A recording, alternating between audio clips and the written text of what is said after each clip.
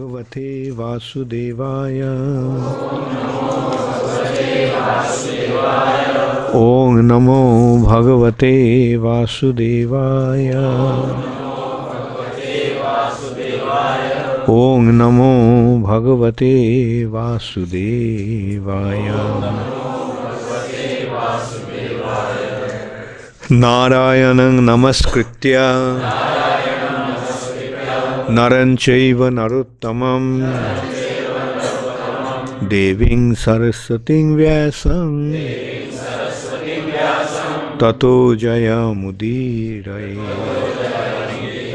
Nashtaprayeshu Abhadreshu Nittang Bhagavata Sevaya Bhagavati Uttama Shloke Bhaktir Bhavati Naishtiki. Srimad Bhagavatam, 5th Canto, Chapter 3, Rishabhdev's appearance, text 3. So it's in prose form, so I'll just read it through.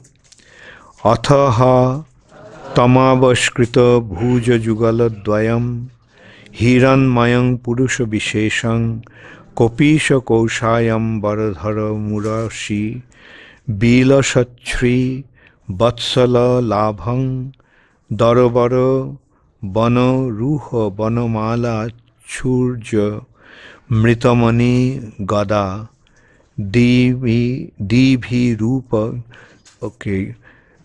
Mani Gadabhir Rupa Lakshitang Sfuta Kirana Prabha Pravara Mukuta Kundala Kataka Koti Shutra Hara Keura Nupuradangam Bhushana Vibhushita Tattik Mritvik Shadasya Grihapatayo Dhana Havato Madhanam Mupalabhya Sha Bohumana Marhanena Bana Tashir Shana Upatasthu. Translation by His Divine Grace, Srila Prabhupada. Lord Vishnu appeared before King Nabhi with 4 arms. He was very bright and he appeared to be the best of all personalities. Around the lower portion of his body, he wore a yellow silken garment. On his chest was the mark of Srivatsa, which always displays beauty. He carried a conch shell, lotus flower, disc, and club. And he wore a garland of forest flowers and the Kaustubha gem. He was beautifully decorated with a helmet, earrings, bangles, belt, pearl necklace, armlets, ankle bells, and other bodily ornaments, bedecked with radiant jewels. Seeing the Lord present before them, King Nabhi and his priests and associates felt just like poor people who have suddenly attained great riches. They received the Lord and respectfully bent their heads and offered him things in worship. Okay, so read after me, repeat after me. Lord Vishnu appeared before King Nabhi with 4 arms. Lord Vishnu appeared before King Nabhi with 4 arms. He was very bright, and he appeared to be the best of all personalities. Around the lower portion of his body, he wore a yellow silk garment. On his chest was the mark of Srivatsa, which always displays beauty. He carried a conch shell, lotus flower, disc, and club. And he wore a garland of forest flowers and the Kaustubha gem. He was beautifully decorated with a helmet, earrings, bangles, belt, pearl necklace, armlets, ankle bells, and other bodily ornaments, bedecked with radiant jewels. Seeing the Lord present before him, King Nabhi and his priests and associates felt just like poor people who have suddenly attained great riches. They received the Lord and respectfully bent their heads and offered him things in worship.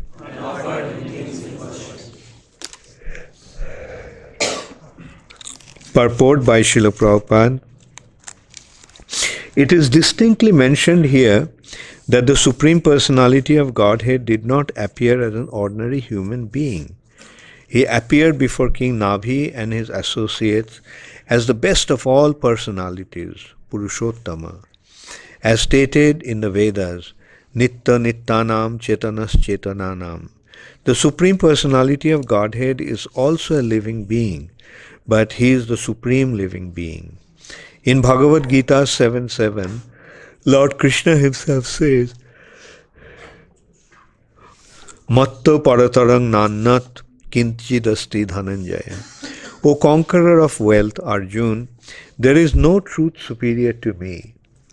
No one is more attractive or more authoritative than Lord Krishna.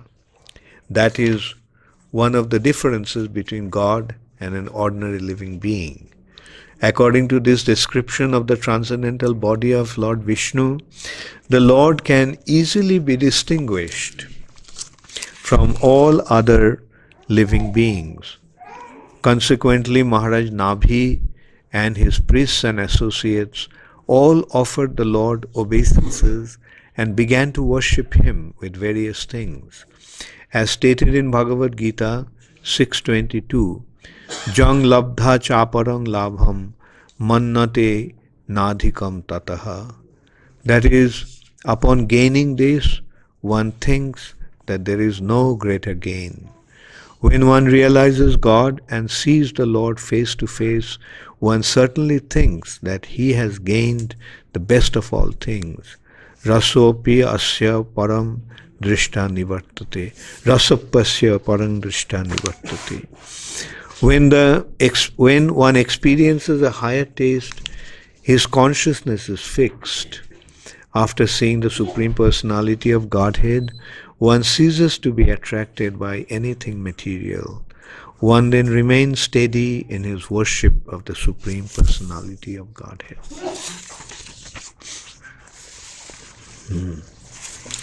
So, this chapter is describing Lord Rishabhdev's appearance. And it is going on like this. Rishabhdev's father, King Nabhi, and mother Meru Devi performed great austerities. And they also performed yajna. And as a result of that, the Supreme Personality of Godhead appeared to them. And here is the description how he looked like. The Lord appeared before King Nabhi with 4 arms. So he appeared with 4 arms. And he was very bright. And he appeared to be the best of all personalities. Like, that is the Supreme Personality of Godhead. His appearance is so wonderful that just by his sight one can see that he is the Supreme, best of all personalities. He is the Supreme. He is supreme in all respects. He is supremely beautiful, he is supreme powerful, he is supreme opulent. In all respects he is the Supreme. And besides that, he has some specific symbols that no one displays, or no one can display. Like he has 4 arms, and in his 4 arms he carries lotus, conch, mess, and disc, Sudarshan Chakra. So that is his special symbols. Of course, in Vaikuntha, there also, all the residents, because they got the sarupya, they got the same form as the Lord, they also have 4 arms, and they also in 4 arms they carry conch, lotus, disc and mess. Like in Brihad Bhagavatamrita, it is described that when Gop Kumar went to Vaikuntha, on the gate of Vaikuntha, he saw the 4-armed personality. So seeing him, he thought this is the Supreme Personality of Godhead. So he started to offer prayers to him. Ishvaraha Parama Krishna Satchidananda Vigraha. But that personality covered his ears and said, no, I am not that, I am not him. And he felt so embarrassed that he ran inside. So that is the nature of a devotee. The devotee, if somebody says that a devotee is the Supreme Personality of Godhead, the devotee becomes extremely embarrassed. Just as we see here. Covered his ears and, no, I'm not that. Shri Vishnu, Shri Vishnu, Shri Vishnu. What are you saying? Just hearing this is an offense. When a jiva is considered to be God, that is an offense. But what do the demons do? I am God. Although they are insignificant living entities, they say, I am God. There are so many gods nowadays. But we can see that what is their actual identity. It's a demon who actually claims that he is God. And a devotee, he always surrenders to the Lord. There was a demon like that, Pondraka. He had 2 artificial arms stuck to his body. And so he claimed. His followers, that's what actually happens with the so-called gods. Their followers say, oh, आप भगवान हैं, आप भगवान हैं. और वो भी सोचते हैं, मैं भगवान हूँ, मैं भगवान हूँ. So Pondraka's case was like that. His followers were saying, you are the actual Vishnu. That Krishna is not Vishnu. You are the real Vishnu. So being inspired by their flattery, he challenged. Krishna, I am Narayan. So you give up your disc, you return it to me. He challenged in that way. And he said, come, if you don't accept, or if you don't surrender unto me, then come and fight with me. And ultimately what happened? Pondraka was finished. Krishna Sudarshan Chakra went and chopped his head off. He said, okay, you say that Sudarshan Chakra belongs to you, so I am sending it to you. I'm sending it to you, receive it.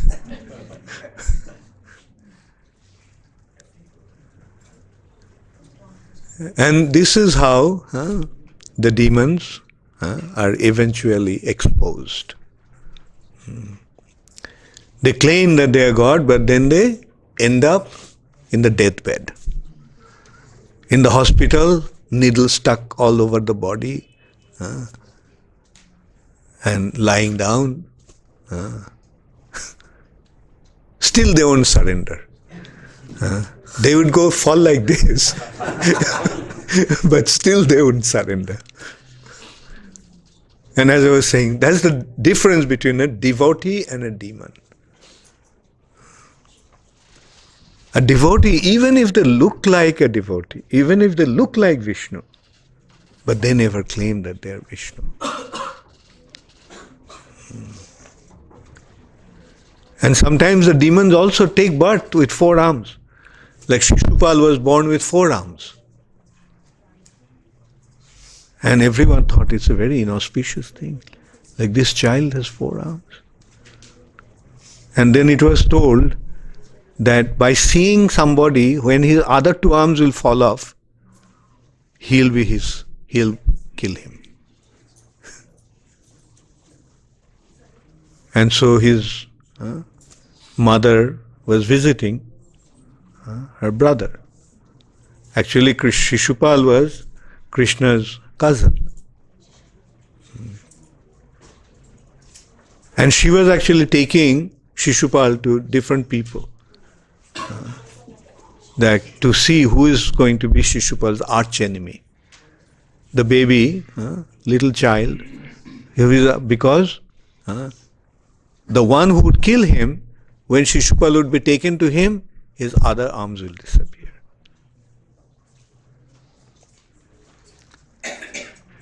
But never happened. Took to all the different kings and things, nothing happened.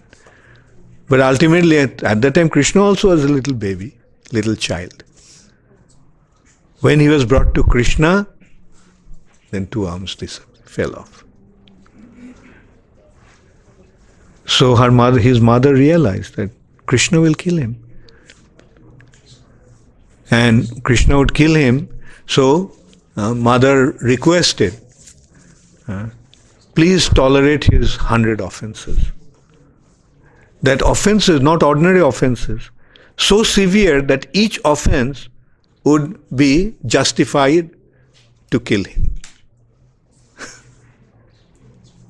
So you can see, like, Krishna said, fine.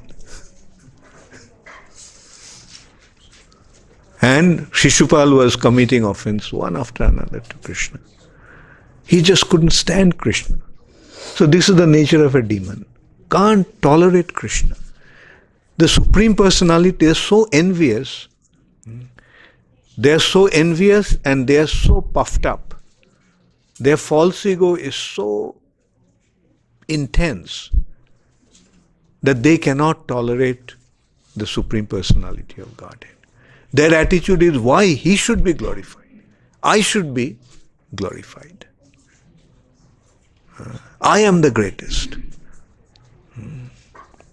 That is how the demons think. I am the greatest. Why? He is great, being worshipped. I should be worshipped. So that was Shishupal's attitude. He was constantly offending Krishna. And finally, at Yudhishthira Maharaja's Rajasuya Yajna, his 100 offenses were completed. And so Krishna's Sudarshan Chakra went, chopped off his head. Of course, these are great demons. But nowadays they are all miniature demons. The miniature demons. And they claim, I am God. And their followers say, Aap Bhagavan hai, haan. And he takes Bhagavan such and such. And then Krishna comes to them. Krishna comes to the demons. In which form Krishna comes to the demons? In the form of death. So at that time they have to surrender. They don't want to surrender to Krishna, but they have to surrender to death.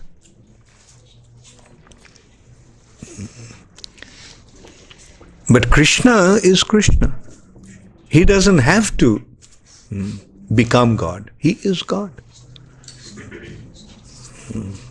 The demons want to become God, like Hiranyakashipu, perform such severe austerity. For what? He wants to be superior to Krishna, superior to Hari. But who can become superior to Hari? Therefore, intelligent class of people, what they will do? Surrender to Krishna. Surrender to Krishna and become engaged in his devotional service. And then Krishna gives him all protection. Krishna gives him all protection. For him there is no death. Mrittur mrittur namam maham. Death cannot come to the devotee because the Lord is there, who is death of death. So death runs away from him. So that is the advantage of being a devotee. The first advantage is aham tvang sarva pape moksha ishami masacha. I will deliver you from all your sinful activities. And deliverance from sinful activities means no suffering. One suffers due to sinful activities. Sinful activities causes one to suffer, and pious activities causes one to enjoy. So if there is no sinful activities, then is there any possibility of suffering? No.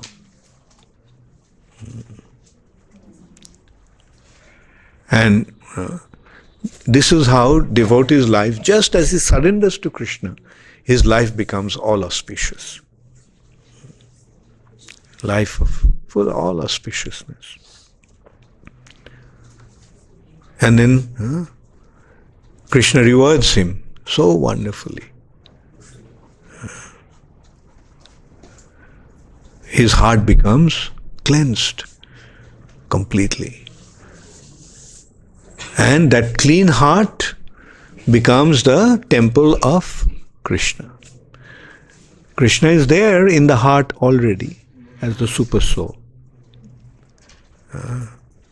But because of the dirt in the heart, one cannot see that. But when the heart becomes purified, then the one sees the Lord in the heart. And a loving relationship develops. And as a result of that, his heart becomes full of joy.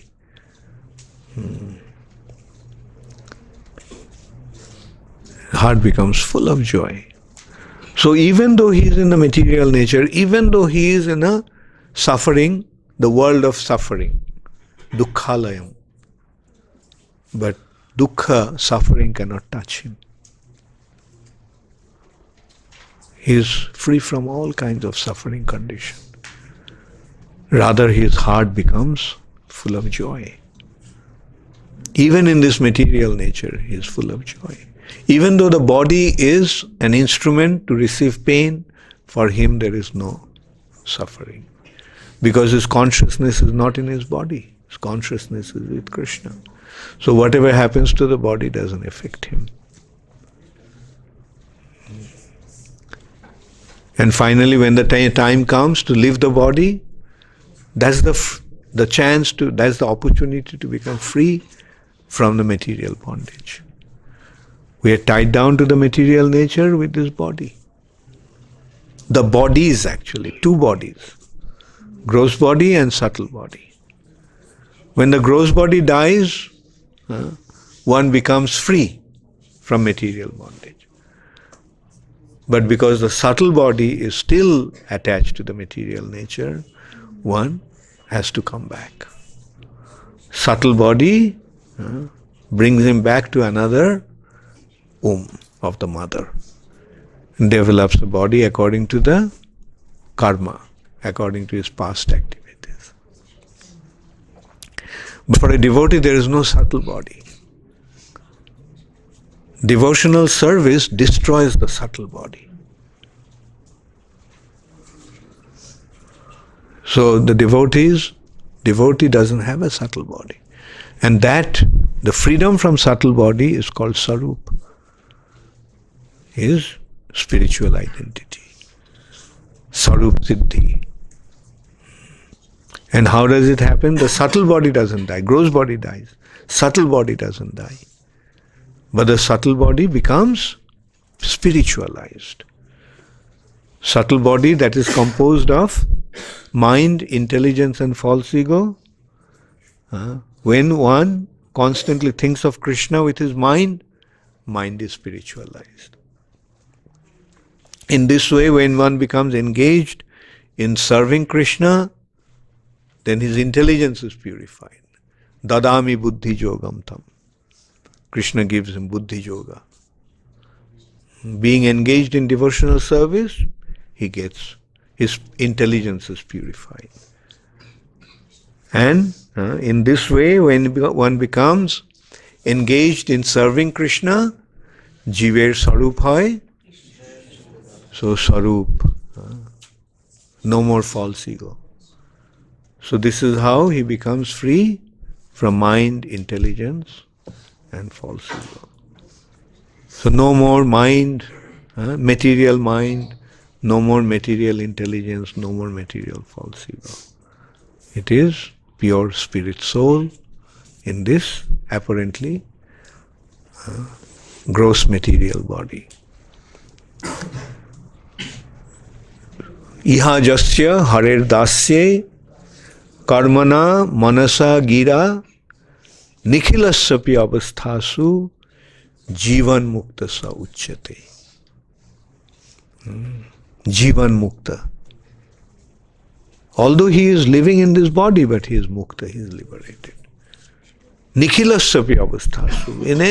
In every condition. Why? Iha jasya harir dasya. In the service of Hari. Karmana manasa gira. Karmana, body. Gross body is engaged in karma. Manasa, mind, subtle body. Gira, speech. Kai, man, vakya.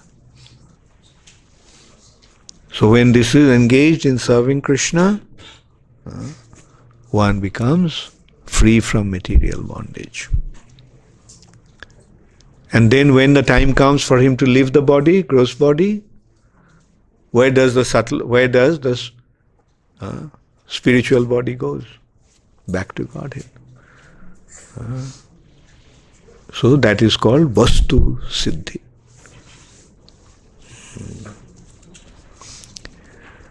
So this is such a wonderful process, devotional service. And so that is the advantage of being a devotee. Immediately one receives the mercy of the Lord. And as it has been described here, the sight of the Lord is so wonderful. Attraction automatically becomes there. One automatically becomes attracted.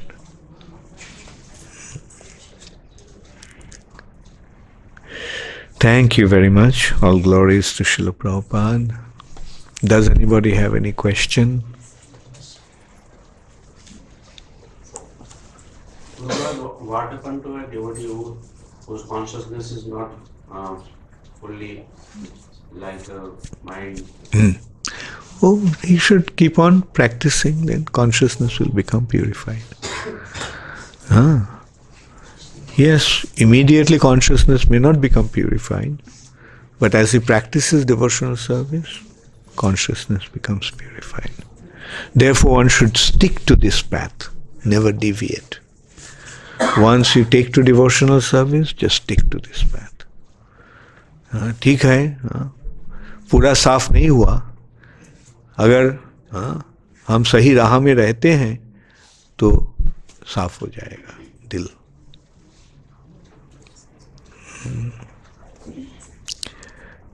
Hare Krishna. Any other? Yes. Hare Krishna.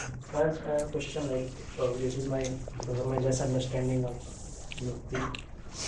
Like if we say, like merging the Brahma Jyoti, and we say the Sayuji Mukti, merging in the body of Supreme.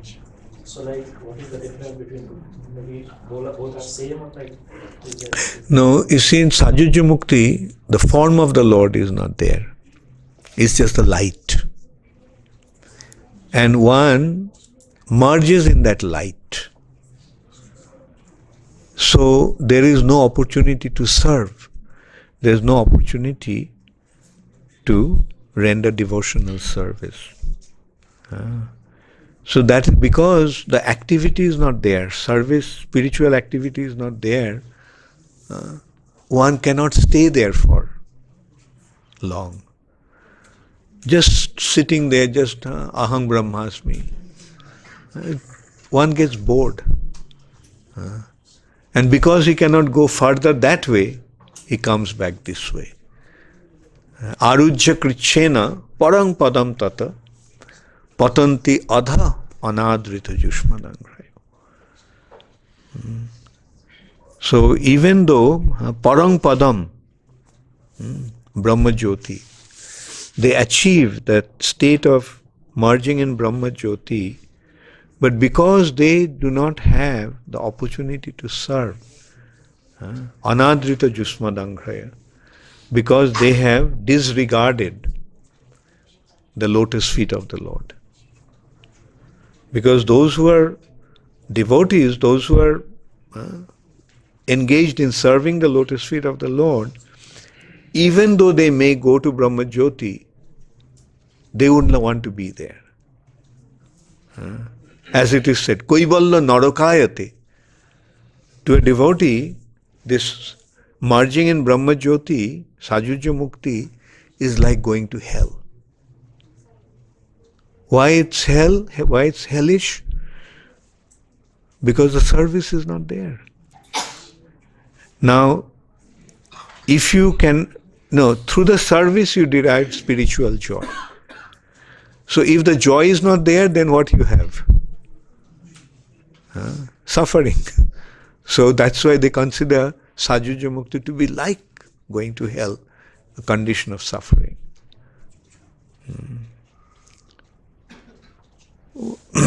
So that's why Sajuja Mukti is not desired by the devotees. But in order to understand what is beyond Sajuja Mukti, one has to come to a devotee. Because only a devotee can give the information about the Lord and devotional service. Those who do not know about the Lord, how can they speak about devotional service? So that's why it's so important that one comes across a devotee. We see in places like here, holy place, but because they haven't been affected by devotion, their goal is Sajuja Mukti. Like local people, their understanding is Raghav Pandit, goal kya tha pehle? But then after they came across devotees, then they got to see that that is not the ultimate goal. The real goal is beyond that. The real goal is being engaged in service to the Lord. Like I noticed, like here most of the people, they're impersonalists, Mayavadis.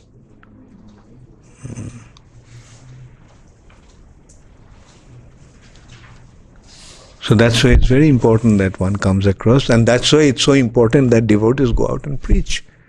We came here, things changed. If we didn't come here,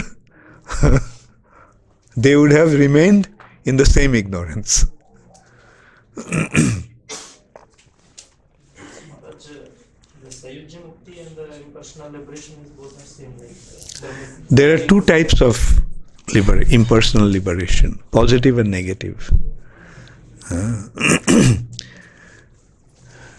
The positive one is to understand that this Brahma Jyoti is the effulgence of the Lord.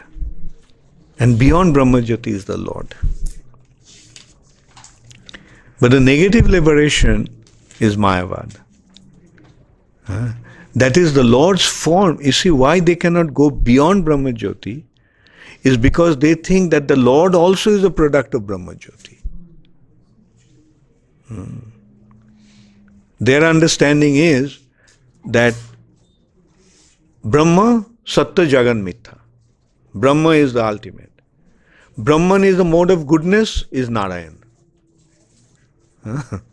Brahman in the mode of passion is living entity. So when the jiva transcends the mode of passion and comes to Narayan, comes to mode of goodness, then they become Narayan. That's why they call the sannyasis who are supposed to be in the mode of goodness, Narayan. And some people even think that, all people are Narayan. Daridra Narayan. All poor people are Narayan. Narayan is Lakshmipati. But here Daridra Narayan. So these are all, people, those who don't have the knowledge, but go out and pose as a wise man.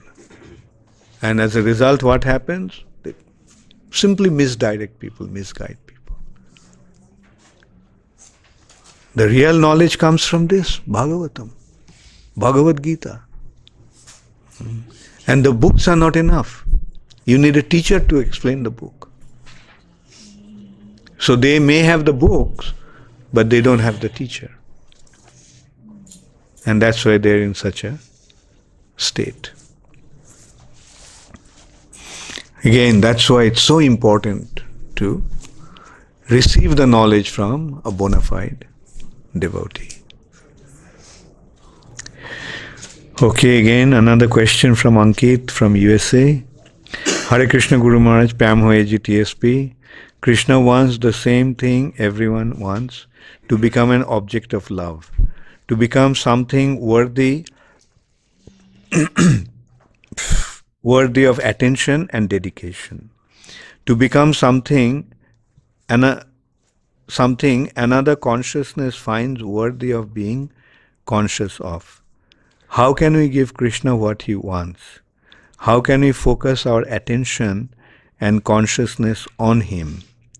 To me, the easiest, simplest, best way to do what Krishna wants, to love him, by focusing attention on him, is to focus our consciousness on his names. Guru Maharaj, please help. How can we improve our chanting so that we can be more conscious and attentive of names which is non-different than Krishna? Very nice question, Ankit. The way simply is chant the holy name. Now when you chant the holy name, what should you do? Hear the name, hear the sound vibration. So that is the way to receive Krishna in the form of Shabda Brahma. Krishna manifested, Krishna incarnated in the form of the holy name. In simple words, we can say, if you want to see the holy name, what you should do? Can you see the holy name with your eyes? Can you touch the holy name with your hands?